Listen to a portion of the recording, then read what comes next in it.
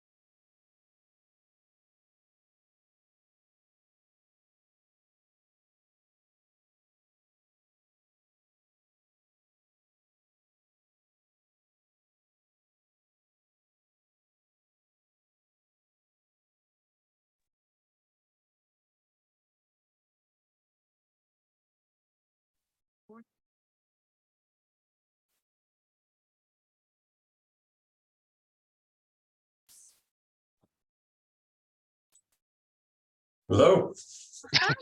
That was a classic entrance. Oh, hey there. You like that? How long you been sitting there? It's recorded, man. It's recorded. Everybody can see the debonair. Fantastic. That was a really good entrance. That was good. I'd put that on the cover of your website. Just pops up in the website and you just go, oh, hello. That's something you would do, man. He literally has done that in so many videos that we've done. Yeah. He likes to turn his chair around and then be like, oh, hello there. Yeah, it's even better if you kind of do the oh, hey, you turn your whole chair around. Mm-hmm. Yeah. Glorious. Hi, Brandy. Hi, Sally. Hello, hello. Hi. Good to see you. We were talking about good video call entrances. If your face just pops up, it's like one thing, but if you kind of do like a turn of like you're doing something else and like, oh, hi. Lean into it. Gotta whip the hair. I whip my hair. Yeah, me too. Ah, Diana. I know. So jealous. Although I don't have Christmas lights in the background of mine. No, that's definitely Caleb's domain. No, it's my wife's domain. I just get to benefit from it. Those are all her paintings and stuff back there too.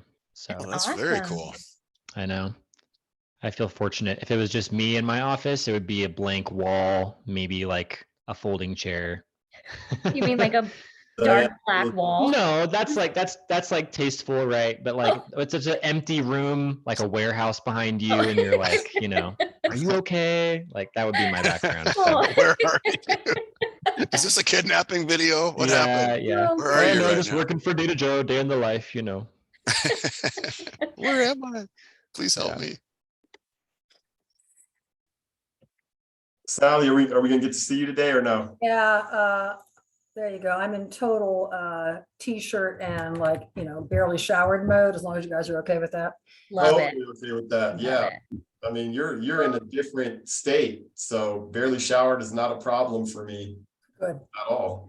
Yeah. I debated with my wife about, I was like, honey, could I wear sweat? She was like, oh, you're getting dressed up today, huh? You're wearing a shirt and pants and everything. No sweatshirt. And I was like, I wonder if I could rock the hoodie to something like this, if I You could totally could. You totally could. change the culture in favor of my laziness, maybe.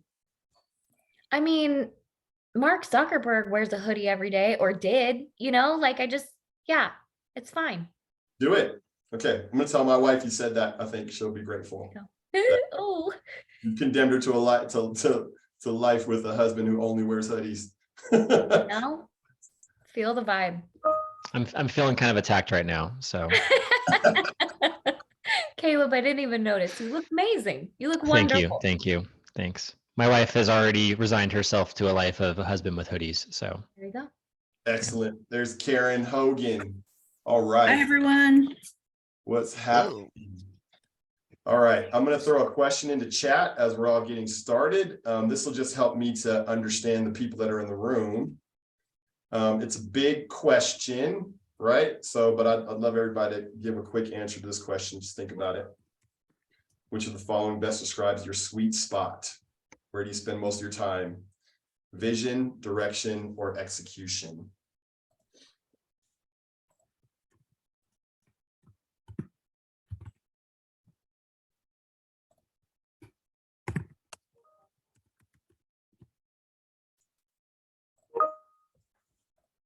Sally, I'm gonna push on you. What's your favorite? What's your favorite? My personal favorite is probably execution. All right. Don, your direction guy. Actually, I should answer. Shouldn't I? Oh, whoops. Oh, I didn't even. Oh, well, there goes that. That was gonna go to you. Sorry. New at this. Yeah. So yours is not execution, Johnny, then? No, Okay, there it is, vision. I am not an executor. I'm gonna talk about posting a question in the chat. Is what just happened. That's what I was pointing out. Yes, that is what happened. And then it didn't happen, but okay. So we've got a lot of extra. Because we need to get the tables added at the hotel for them because they already did the layout and everything. So, Right, so I'll find out, yeah. right, because we also, Henry, yeah, that's Henry coming in. Henry's coming in hot. All right. Let's see here. So, all right, we've got a lot of execution, a lot of direction people, which means I'm part of the reason I've got Caleb here with me is to help me not stay too far in the clouds, because I want to make sure that the people that are here get a lot of value. And we've got some real questions to try to wrestle with over the next hour. So I am going to try to make the time as efficient as I can. Is that Jada here?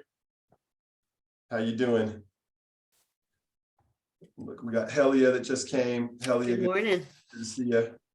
And then Henry, I'm going to try unmuting Henry again and see if he's ready to come in. Okay, so for those who just came in, we're answering the first question. So I feel I'm going to be guiding us down a funnel basically as we try to wrestle with the issue and get a better idea of how to maximize the best workplaces campaigns for everybody who's doing it or everybody who's thinking about it.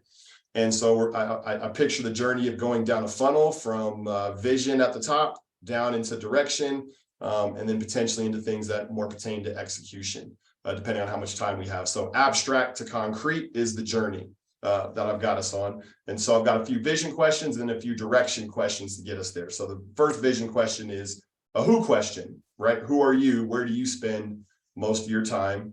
Is it in vision, direction, or execution? Let's see here, and then I will go ahead. Don, do you mind giving a quick summary of kind of why you're on the call and what you contribute to the projects? Yeah, my name is Don Harkey. I'm the CEO of People Centric Consulting Group. Also on is our COO, Diana Royalty from People Centric. Johnny approached us a couple of years ago and said, you know, our best workplaces is really popular event. It does a lot of good things for publishers. But one of the questions I think that people ask if they don't make the list or they want to move higher up on lists is, what do I do with this information now that I've got it?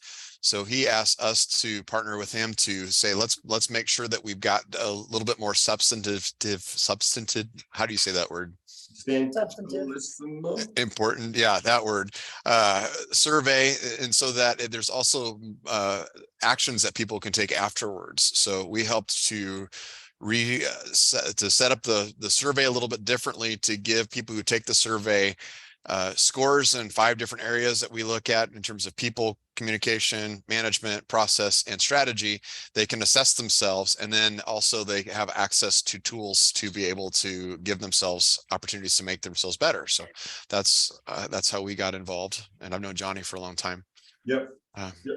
We're buddies. Yeah. And so, and People Centric just added a degree of credibility to our survey, and actionability to the survey, making it much more tactical. My favorite question that you added, Don, is the one about engagement. You want to talk about that real briefly? To get the engagement scores, you mean, to find out the percentage of people engaged, disengaged, or toxic? Yeah. So we ask a question in the score that basically says, on average, over the last 6 months or so, how do you feel about your job? And there's 3 different descriptions on there. There's 3 different types of employees in the workplace. People will feel either engaged, which means they're all in. I love this place. They're disengaged, which means I go to work, I do my job, I go home. Or they are toxic, which means I don't like this direction and I'm pushing back against it. I don't like management around here. And so we've got national statistics from Gallup. Statistically, nationally, it's about 33% of people are engaged and the rest are disengaged and toxic. So as part of taking that survey, you also get a good number to understand what percentage of your people are engaged, disengaged, or toxic. So participants can get a measure and see how they do versus others nationally on that front. Awesome. Yeah, and that's part of the reporting that they get. And again, that's new for many of you. That'll be new this year. Some of you are in process of getting that came earlier this year, right at the cutoff. So we're going to jump into it. I'm going to try to stay in vision for a little bit, and then we're going to move pretty quickly down into direction, hopefully. So the next vision question, now that I know who's here, now that I know that the people are here are pretty tactical people for the most part. We're going to go ahead and look at what is the highest aspiration of a best workplaces campaign. Why does best workplaces work, right? So we're going to start with why. Why do we even do this? What's the value to the community? What do you aspire to give to the community when you do this product? And feel free to answer verbally or chat. And then Caleb, as you're able, will you try to put people's answers in the chat so we have a record of it? I can start. And I think it to be, fully transparent and to kind of take it away from the vision and down to execution right away is we need to make money. We're a local newspaper and revenues, as everybody I'm sure on the call knows, are declining every year. So this is an opportunity for us to make some money, both through the sale of ads in a magazine or a special section, as well as potentially other avenues. So that's a very important part of it to us. Yep. Back to sort of a little bit higher level, vision end of things. I mean, we do believe there is value in this type of data to local businesses. Lancaster County has a very strong local business community, which is a huge asset for all of us. Yep. And so we do think there's value in, being a partner to local businesses and, proving our partnership through being able to give local businesses this free employee survey data. All right. Yep. Being a partner and proving your partnership. Yeah, right. So, and I want to sit there a little bit longer too on the value to the community, right? So in as clear terms you can give me, what do you think is the value to the community? What do I think? Or anybody. Yeah, I'm opening it up. I'm piggybacking off your answer. Okay. I'll let somebody else go. Well, when I started this years ago in San Diego, and it was just a void in the market. San Diego at that time was, clamoring for employees. And it was just a spot that needed to be filled and to bring some awareness to the types of jobs, the types of people that we had and who could fill the jobs. So it was, I think, a void that our local SHRM chapter approached us about, and it just kind of took off from there. But as Sally said, we are a newspaper, and for us, it is a money-making venture. Gives us an opportunity to reach out to people that we may not normally talk to. On the HR side, yes, recruitment, advertising, we may have had a little bit of conversation with them. But as far, most of these companies are B2B, they're not a lot of B2C. So it was a revenue stream that we wouldn't normally get. And it did open up the doors to let us get not only recruitment dollars, but marketing dollars as well. Good, awesome. All right, I'm gonna put a little minor spin on it. What's the best thing that a person could say, having gone through this process, right? Like a company, a representative, CEO of a company, what would be music to your ears to hear them say, right? Him or her say about their experience with the campaign, right? Oh, I took this best workplace campaign and blah, right? What would be that thing that you want to hear? Music to your ears. Well, most of the people I've talked to, I mean, it's truly a badge of honor, because HR people work really hard to get good employees. And we all know if you have bad employees, it's takes up time. It's not cost effective. It's bad for morale. So I think having that badge of honor and just knowing where they stand and what they need to work on as far as what their employees think, they may think, oh, bringing in donuts every Tuesday is the best thing, but maybe their employees don't care about that.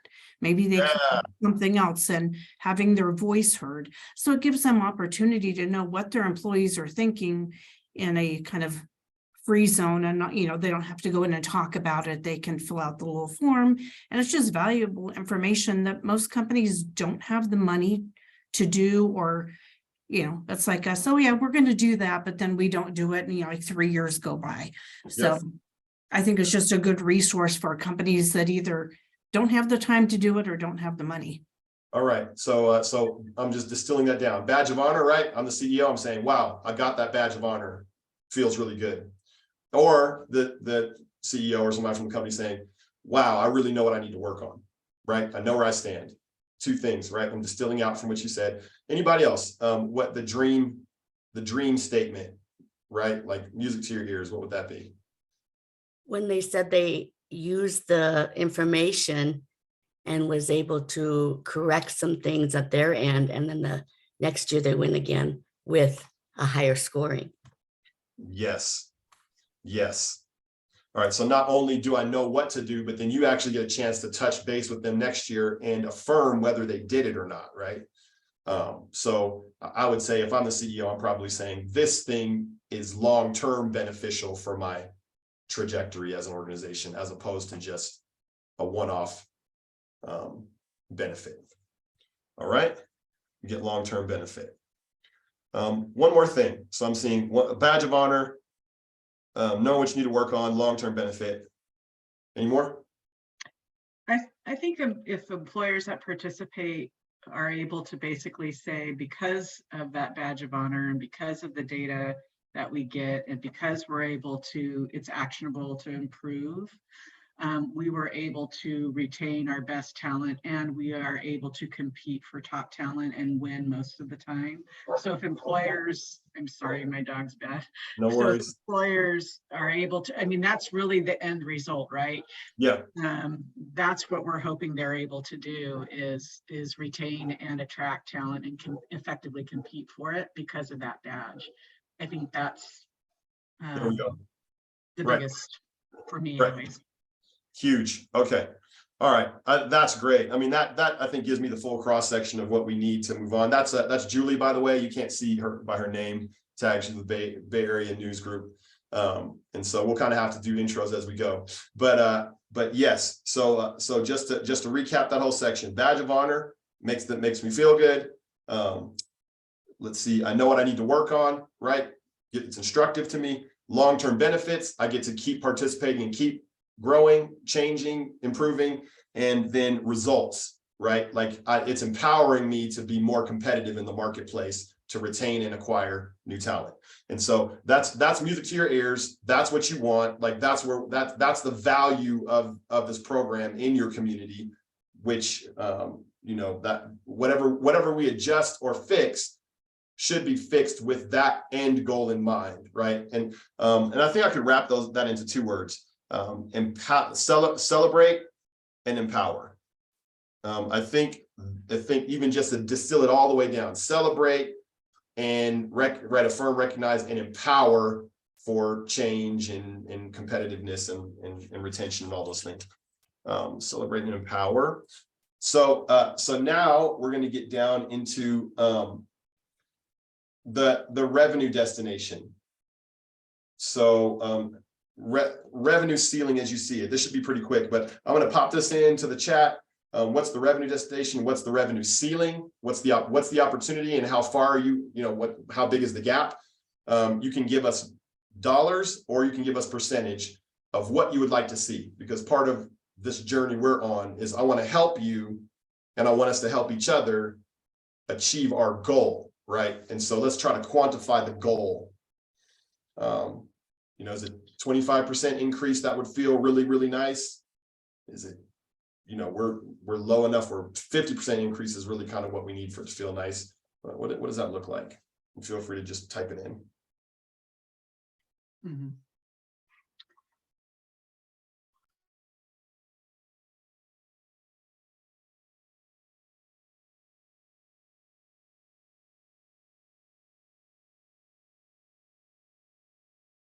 And then we'll jump into the more directional questions.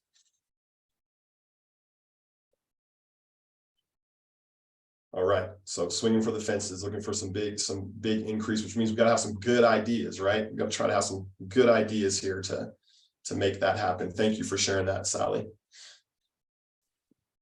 I was thinking, as you're still thinking about that, I was thinking that maybe this is 2 conversations, because there's an engagement issue, right? That we want to push on engagement and make the community more engaged. That's one measure. And then we want to push on revenue and discover new revenue opportunities. Is it possible that those 2 are the same thing? That's a question. Is it possible that if you push on engagement and the community gets excited enough about it and you get enough, then that does lead to the 100% increase? Is that the path, or is there some other path? And I'll just ask what you think based on what you've observed.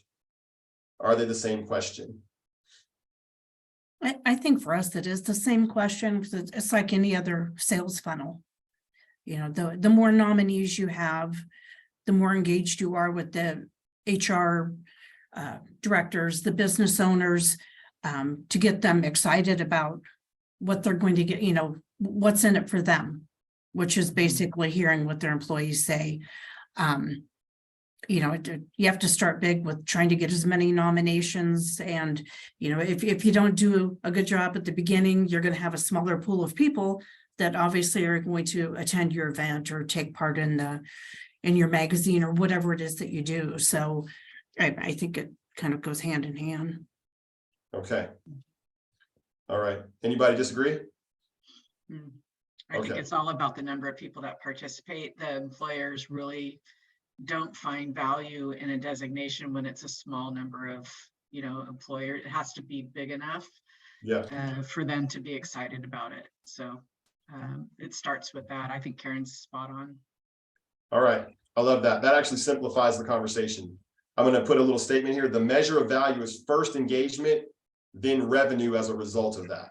Right. So, and I love the clarity. Like this is actually not easy clarity to get to. It's funny because we've had a similar process of gaining clarity for ourselves as an organization, right? Like me as a salesperson, am I out there to get more contracts, or am I out there to provide more value? Right. Well, if I'm focusing on more contracts, what does that look like? It looks like trying to put pressure on people, whatever, trying to manipulate people, trying to get whatever. If I'm focusing on value, then that feels a lot better to me, focusing on value, right? Like I get to go out, and my single-minded obsession is, how do I add the most possible value to the people that are yoked with me, right? and it energizes me. And this roundtable is a result of that philosophical shift that happened for our organization. So I love that we kind of get there, that engagement, right? The measure of value is engagement. So if you solve the engagement issue, or if you improve engagement X amount, there's a faith within this room that will lead to the revenue results we're looking for, which means we've got one problem to solve instead of multiple, which is kind of how I framed it in the email. So sounds like we're going to spend time working on the engagement problem. And again, I say problem just to say this is an area that can be improved, not that anybody's in critical space with this, but that it's something we all want to improve, and we want to improve significantly. So if you're telling me, Sally, I want 100% increase in revenue, maybe that means 100% increase in engagement, right? In participation. At least that's a good place to start. It is a good place to start pushing the boulder. So how do we do that? And that's part of the reason I have, not just us on the call. I've got Caleb on the call to help with that, but things that have worked, things that you've seen, clues that you've seen on how to move the needle. Let's start with, that's the directional. The next directional question is going to be ideas, and I'll throw it in the chat, but I'm going to open it up for anybody who wants to give any ideas on that. What has worked to solve this problem when we're talking about engagement? And what ideas do we have for solving the problem or increasing that participation? I have a question.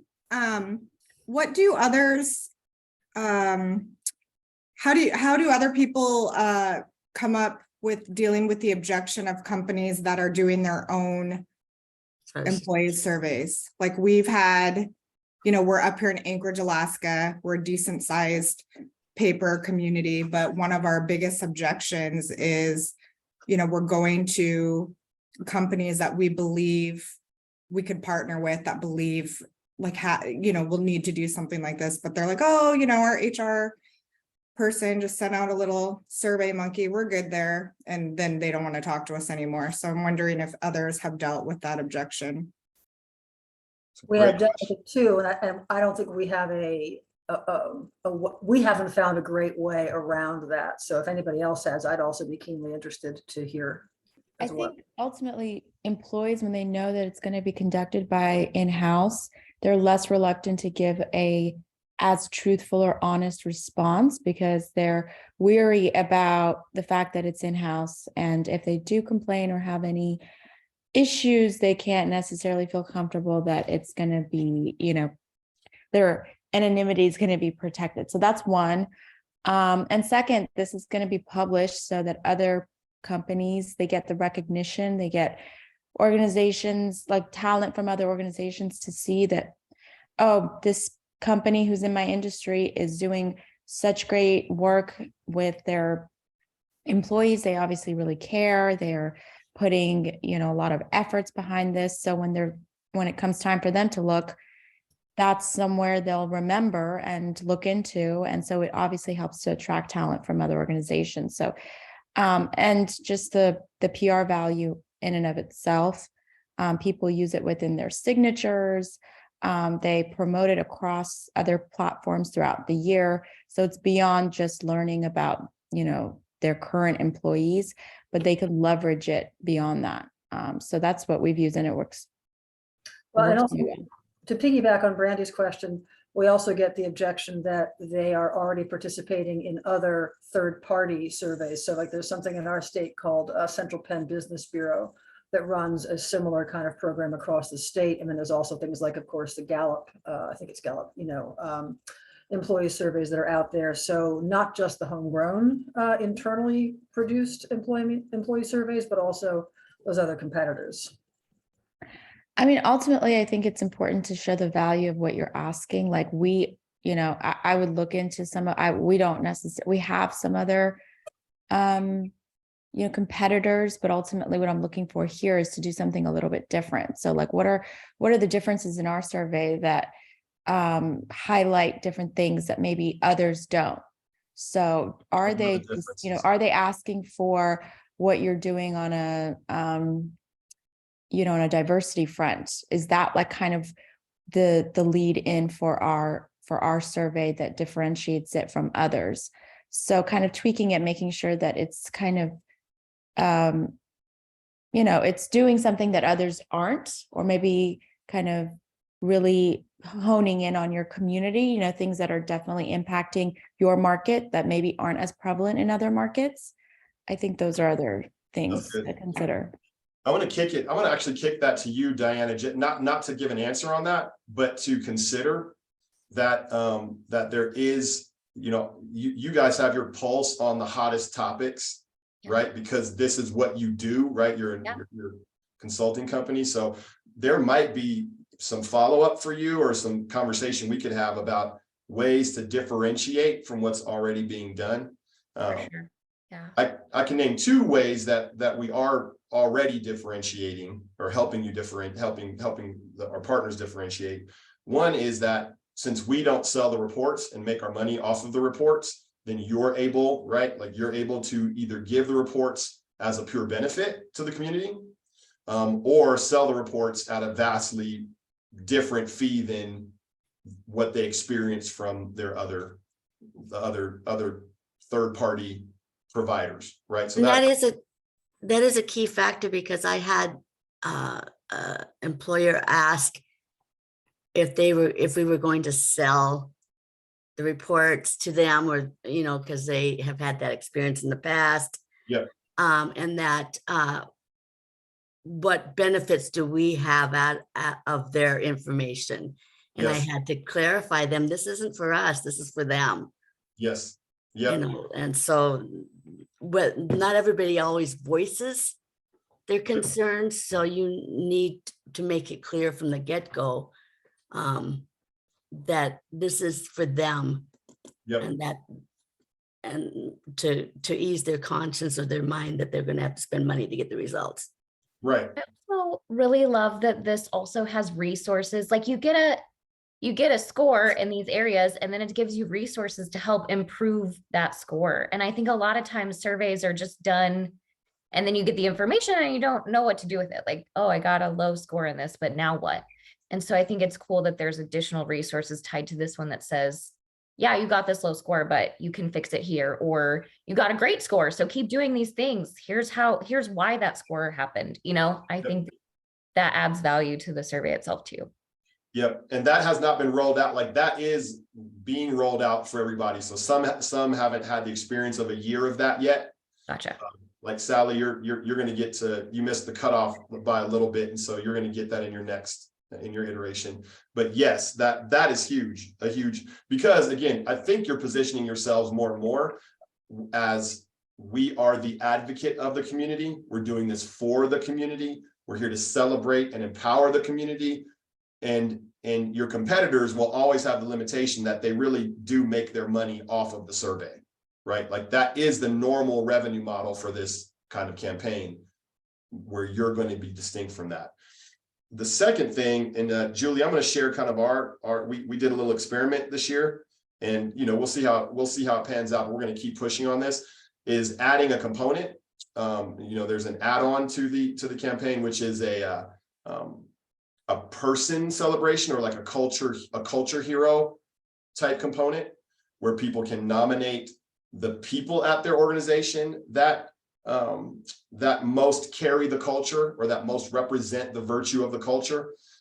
So the idea of that add-on was to make it so that you can both celebrate the companies, but also give the companies an opportunity or a platform to have individual employees celebrated and affirmed, potentially on stage. So this will be the first some of you have heard from that. I'm still, obviously, Julie and I did a little experiment this year. And I'm happy to chat with anybody who wants to talk a little bit more about that, but that would be another potential. And again, I don't think that's the answer to the question. I think we're throwing out ways to double down on the value of what the community gets from this. Have you seen more nominations come in by way of that? Because I could see that it would entice the person that's filling out the surveys to fill out the survey, because they also get to nominate somebody, if I'm hearing you right, correct? Well, that's the idea. We didn't really get a true sense for its influence because of the fact that we're in a unique situation with Bay Area in that they're its first year and they're entering the market against a competitor that that formerly did the project for everybody. So we're actually, there were a couple complicating factors where we didn't get a true read on that in that campaign. But you know, like I said, I'll keep working with you and really absorbing ideas too with, you know, like, you know better than I do, and you're gonna know better than I do as you're listening to the community. What does the community want, right? So I'll throw that out there as an idea. Anybody else celebrating and empowering, right? And I'll say, hell yeah. Also, you said you said the privacy concern, right? The privacy concern is one of your selling points if they want to do it internally, because it's like, okay, are you getting a true read when it's completely happening in-house and anybody can look at the data and they could potentially have consequences, career consequences from the way that would be what I think that's what you were saying, hell yeah. So I'll throw that out there as well as a potential answer to that objection. Anybody else?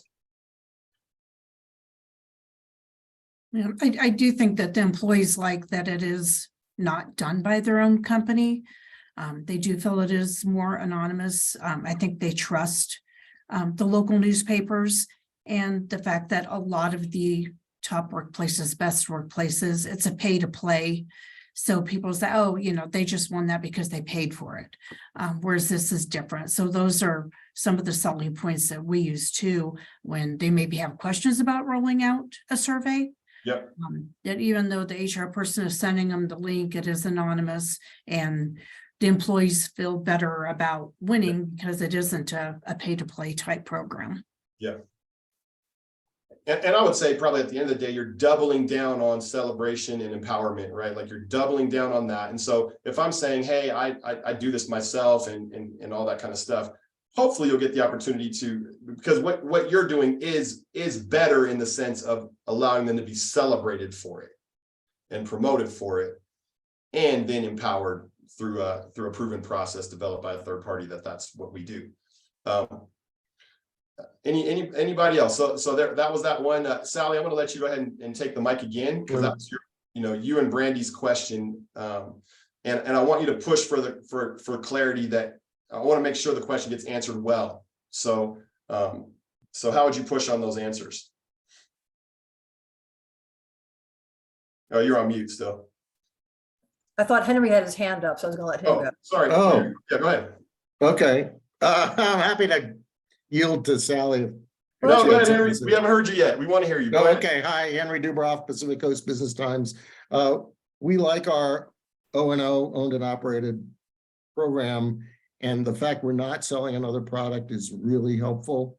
And people love downloading the little digital badge that we create, and we see that on websites all over our region. The one question I have for the group is, how do you engage with like the human resources managers at the larger companies? I'm just trying to figure out how, because we don't have a SHRM chapter in our area, but we have chapters that are like quasi-affiliated with the statewide group. So do you have any luck with working with those kind of HR manager chapters in terms of recruiting new companies or larger companies? Great question. I think it cuts down to the heart of the matter of engagement. So you had your hand up, Sally? Yeah, I mean, I guess to try to answer that, and Chris can maybe jump in as well. I don't actually think, I mean, our local LSHRM chapter has been a sponsor for us, which has been great. But I don't know how many actual business participants we've gotten through LSHRM. I think it's been more through our general marketing efforts. Yeah, I agree. They do send out in their email, and we have an agreement with them as part of their partnership that they let their folks know, but most of it's done by the outreach of our reps and Sally. emails. Gotcha. So that hasn't, so the SHRM collaboration hasn't paid off in terms of engagement. No, not for this necessarily, but our relationship there, the reps attend meetings and are on committees, and that does help build our relationship with them overall as a whole. So, And I think it depends how strong the SHRM or NHRA PI or whatever chapter you have in your area, like in Orange County and San Diego, it was huge. They were big drivers in getting companies to participate. Here in Colorado Springs, it's very small and we don't really rely on them. They'll send something out in a newsletter and that's about it. We rely mainly on our local chamber to help. The chamber helps. Yes, the chamber sends out newsletters. We've gone to their meetings. So here in the Springs, the chamber is a much bigger organization and, there's Right. Springs is growing a lot with, Space Force coming in and a lot of new companies are coming in, or actually some of them are even coming back to Colorado Springs. So employment here is on the rise. So the chamber is our best resource here, but it wasn't the same in other cities. The other group that is good is the Economic Development Corporations, because I know our ADC here in town does a quarterly employment update for our area. And we've had a real struggle with it. So they promote it for us as well. I mean, not like we do, but they'll put it out there for us. Right. Yeah, we have a pretty dedicated core of about, I would say 50, maybe 75 companies that will just participate, and they're already asking for the survey for this year, and they're engaged. The question is there a way to engage like some of the bigger companies in our area, and some new companies, because after 10 years, you've given hardware to everybody because they've figured out how to get their participation rates up, or they're particularly good at whatever the theme is for that year. And then, anyway, thanks everybody. Really good thoughts. One thing that we've tried that, I don't know if everyone does it, but I create a letter from our publisher and have them sign it. And we actually snail mail it to his contacts. So like the owners of the big construction companies or aerospace, when it goes from, the CEO and president to the other CEO and president, they're like, oh, Chris Reen, the publisher, he told me we should do this. And then they hand it down to their HR person or whoever. So it's just another point of contact that, the sales reps are going to be dealing with the marketing people and the HR directors, whereas our publisher is on a higher level, and those higher level people want to be on that list of best places to work. So we've done that just about every year. Love that. I call that leverage the figurehead. Yeah. And I think the way you do it, snail mail, but I think even as a concept, right? You've got probably somebody at your organization that's the ambassador, the face, and are you leveraging that person's high level relationships? Because they'll take his call or her call, right? They'll take the call. And if they'll take the call and they're the ones that can drive that participation top down, if in 5 minutes flat with one email, they can make it happen, right? So how do you make it easy for those people to get the memo and make it happen with an email, right? I love that. Good ideas here. So you've got SHRM collaboration, chamber collaboration, economic development corporation or company. I don't even know what you call those, economic development firm. And any other mass effect alliances that you've seen besides those three? Are those the big three? Okay. I haven't done this, but I'm wondering if cities, municipalities would be, I know chambers are part of that, but municipalities from a city or even a county level, because employer their ability to attract employers, for example, there might be a nice connection there. I haven't tried it, but just a suggestion. Do you have relationships with any of those entities? Yes, we do. Most of the newspapers do if they do legal notices, because we do legals with all of those municipalities as well. So. Yeah. Do any of you leverage your general best of? That list? Yeah, you mean like Reader's Choice? Yeah. Yeah, we send out our promotions via email to that list. We send it out, quite honestly, to every business we have any connection with. Yeah. Anybody else, show of hands? Anybody else leverage their Reader's Choice database in any way? Okay. Yeah, we do the same thing. We send out a mass email and we put it in our newsletters and everything else that goes out. Yeah. I don't actually do this, but I did interview someone the other day, and the person asked me, is your company part of the best places to work in Springfield? Like the person I was interviewing asked that of me. And I was like, who taught you to say that? Like why did you say, who is asking that? And she said like, oh, I saw it on the chamber and I saw it in our local regional magazine, and the Career Center actually said that was something that they should be asking, like, because you need to interview the employer as much as you are interviewing for yourself, right? Like you need to make sure it's a good fit for you. So I thought it was like a super interesting take on it. If employees are asking for it, employers are going to have to figure it out. Like because I had to say no, I had to be like, no, we're not big enough. Like I can't participate. But we're still cool, right? So I was just like, wow, that's a really fascinating question. And I hope you're asking that in all the organizations you're interviewing with, because it is important for you to know those things and stand out in that way. The employees are marketing the program. That's very interesting. Yeah. And it must have been the Career Center at Missouri State, like the college business or whatever, was saying you should ask those questions. But I wonder if there's an opportunity to like go to those places and say, teach your people to ask these questions. I don't know. Yeah, in engaging with the market on a higher level. Thank you for that. Yeah. All right. So a lot of ideas here in terms of things that could be done or pushed on, right? Like in order to try to increase engagement. I think I'm going to close, maybe do 5 more minutes of this phase, and then we'll try to narrow things down a bit.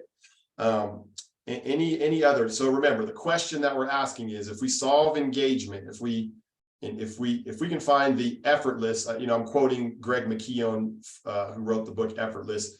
If you have not read the book Effortless, please chat me your address, and I will mail you a copy of the book Effortless. But the effortless way is to always look at a challenge and ask the question, how could this be easy? How could this be fun? Right? Like how could this be not a huge, overwhelming endeavor for me? Is there a way? So it basically starts to get you thinking along different lines. And so I'm asking the question, we're trying to increase engagement by 100%. How could that be easy? Right? How could that be done in an effortless way? Is there another angle that we're not seeing? I like that there are other channels that we're leveraging. I like the idea of leveraging the figurehead of the organization. There's a little bit more in terms of, Sally, even for what I heard from your description, it sounds like you're represented, you too, Karen, you guys are represented in SHRM, or if SHRM throws, there are certain organizations that have adjacent events or functions, then you might send a delegate to get your face out there amongst these particular professionals. Any other angle that we might take? Well, I know we've always been a little bit jealous of Colorado Springs and their very successful event, that we continue to struggle. on the event end of things. So I'd be curious to know how many folks in the room also have a big successful event component. Great question. Getting even more tactical down into the event. Because I think that, I assume that, Karen, with the successful event, that sort of builds on everything, that people know about the event and that kind of helps drive people into the funnel, I'm guessing. Yeah, well, when San Diego started, it was huge. Like they started off with, 500 people at the event. When I did it in Orange County, we started off with maybe 100 to 200 people, and we just did a little breakfast event. And then it grew, to, I think Orange County now probably has 750 people that go. Here, I think, what do we have, Johnny? 500 people, I think, 500. 500, yeah, I think. In December. Yeah. But let's be honest, Colorado Springs is small. There's probably not a lot to do as compared to, maybe some of the bigger cities. So it's like, oh, it's an event. Yeah. But no, I think honestly, there's the HR people, it's just something that's not really celebrated that much. We have tons of events here, as far as business events, but nothing that really celebrates what, employees, company culture, and that's huge. So I think that is a big draw, because it's not the same type of event that, whether it's, your business journal, your chamber, your newspaper, there's, events all along, but no one else in our market does anything as far as employees, retention, company culture. So it's a different market. It's different people that want to attend that event and, rub elbows with their, other HR people, because SHRM isn't big here. So they don't get a lot of time to interact with each other. So I think that's one of the big things. It's a market that's not catered to very often here. I'm going to key in on that. So it sounds like what you're saying is the HR professionals are not generally celebrated or affirmed. Is that here? Or Yeah, here in the spring. or connected? Like in Orange County, they did have a big SHRM event. They would get, their monthly meetings would be a couple hundred people. They also had NHRA, National Human Resource Association. They had a lot of associations and like HR Director of the Year. And, there was a lot of different things going on so they could interact and hear about best practices. Here, it's not as much. I actually think we need to do a better job and not just do it once a year. It won't be a big survey, but, maybe there's something else we can do for the HR community, or, right now the big thing is just trying to attract talent here, because the Springs is growing. There's so many companies moving in, and there's not really enough people to fill all those jobs. So it's kind of a bigger thing of how are they going to attract employees here? What's great about the Springs, why would people want to come here and, live here and work here? So it's kind of an overarching thing about how to attract talent. Colorado Springs is kind of small, but the workforce is huge and it's growing. It's outpacing the people that we have here. So I think that's one of the reasons why our partnership with the chamber is so crucial. Because, they know a lot about, the companies that are coming in, and, it takes years before these companies commit to building, these huge facilities and, committing their dollars and their resources here. So, it kind of starts with the chamber and, what kind of, state, local government, what kind of benefits are they going to get? Tax breaks are they going to get for moving their company or starting a new outlet here in the Springs? So it's just one night, but it's like it takes years of, building on it. And one of the things for us to remember too is, I don't know how many other places, but we have companies that outsource their HR. We ourselves do. And so there's not an HR person as such. It's outsourced to an outside vendor, so that limits using the HR departments as your major source. Yeah, and I think the whole work from home, remote working has played a part Yep. in that as well. But it makes me ask the question, just from a data perspective, does it make sense to have these organizations that have an HR hero, so to speak, for the employees to be able to, you know, say, hey, our HR department rocks, and this is the person at HR that rocks, right? Because I've never seen, even in your event, I mean, you have, you know, like Karen, your event is amazing, but I've never seen the HR directors or entities specifically called out and affirmed, right? Like that just hasn't happened. Now, should that happen? Can you see it? Can you see it? Again, we're looking at it from the perspective of value and benefit to the community.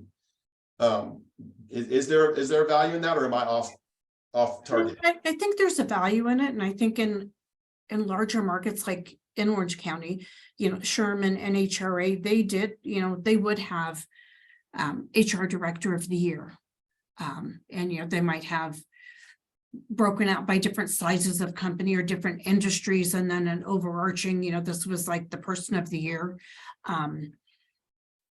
But it's a different set of criteria, I think. Okay. You know, like with NHRA and Pyra, it was more like a panel interview of all these different HR people. It wasn't voted on by or surveyed by employees. Mhm. It was other HR people. But that makes this different. That's Not what to I'm saying. say that Right. Yeah. not to say that you couldn't somehow put a Yep. question in or something, but you know, then it becomes, you know, a question of volume versus substance. Sure. And also my 2 cents on that is that I think that, and I could be wrong, that most people within an organization have the closest relationship from a managerial standpoint to their direct report. Like I know a lot more about the person that I report to than I do about the HR team. And we're a company of about maybe 250 people. Maybe in a tiny company, you have that HR relationship. So I guess Right. the HR people don't really influence my daily satisfaction in my job as much as my manager does. Got it. Okay, that's good. So that actually leads me into, I'm gonna close or begin to close us with shopping an idea. So one of the things, Helia, you actually mentioned this, was calling out the CEOs. Our participants seem to like, can we do a top CEOs from the list? Which, whether that particular idea is viable or not, I think is up for discussion, right? Calling out. But I think what we're thinking from a high level as an organization is that it's great to do a one-to-many relationship in terms of research campaigns to products.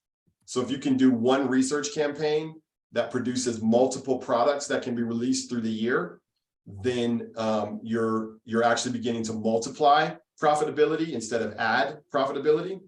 And so Helia, or if you're on mute, you had asked us about doing a women, specifically a best workplaces for women, simply by adjusting our survey a little bit, and you know, there's like the execution there. Can you tell a little bit about the rationale, and in about we got 4 minutes left, so just as quickly as you can.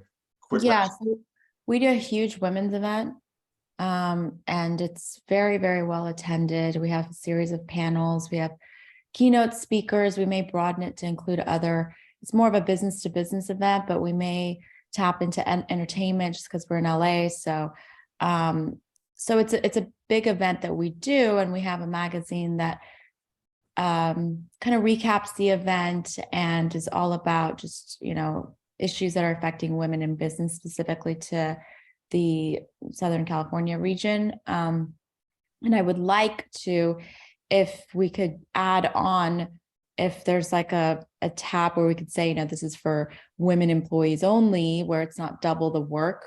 So the outreach is the same, and have just a list of companies that are really doing things that are helping enhance women leadership within their organizations, you know, through different means.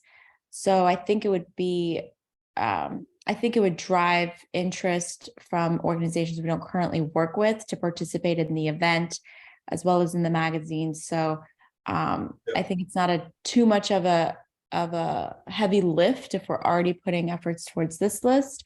And the content would align nicely with something that we're already producing. Thank you very much. Yeah, that's good. So, so that actually plays into this company-wide initiative for us to start exploring what we call creating attractive sub-communities, right? So we see a list as a community. The point is over time to create a workplaces community. Really, it's not just a list to sell against, right? Like we want to create, empower, celebrate a community, build a community. So are there opportunities to create sub-communities like sectioning out women, right? Potentially sectioning out minorities or something like that, but creating these attractive sub-communities that might have a different pull. And I'm just going to ask for a thumbs up or thumbs down on that idea if it's something that that you would say I should keep pushing on in this area with workplaces, or if you immediately see red flags with that. So just thumbs up or thumbs down on that. Okay, media thumbs down. I got a thumbs down. I'm getting mixed reviews, and then some people are just smiling at me. All right, so I think in a smaller community, in a really large, I mean, for LA, New York, Chicago, possibly even a Denver, although that's a question mark, you could segment out something like that. Yep. For Pacific Coast, we like to pursue like a theme to our best workplaces every year. And we could think about women, minority, the whole DEI as a theme. The other thing that works well, I'll just share this. Actually, I want to have you hold, Henry, because we're actually at 1 minute. So a really cool venue. Yeah, that's all. What I would like, but I want to keep the conversation going. Would you mind continuing this on the thread, on the email thread for everybody? I'd like to hear that idea, and then also your ideas for themes. I'm really interested in what your past themes have been, and maybe you can generate some ideas for other people to have themes that they could enact. But with that, I did commit that I was going to stop on time and make sure we didn't go over. I love the time. I'm going to go ahead and summarize the time and get you out a good, hopefully actionable summary, and then would love to get from you what was strong about this time, what you enjoyed and valued about the time, and what can be improved about the time. This is my second one of these, so I'm still learning. I want to get better. I want to make it max value every time. So please shoot me a side note about what was good, what you enjoyed, what could be improved. And thank you for this. It's good to see all your faces. I appreciate you all. Have a good day. Johnny. See ya. Bye, guys. Bye, Johnny. Take care. Great job. Thank you.